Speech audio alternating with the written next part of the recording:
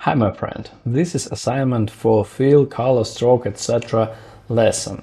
So you have to create two objects like this with these effects, and you have your source image of these bananas, and it is also attached to a Udemy lesson, so you can download it to your computer and use it right here. I'll pay your attention that this circle filling of bananas is made by stroke. So this is a circle and its stroke is this thick and it's filled with banana image.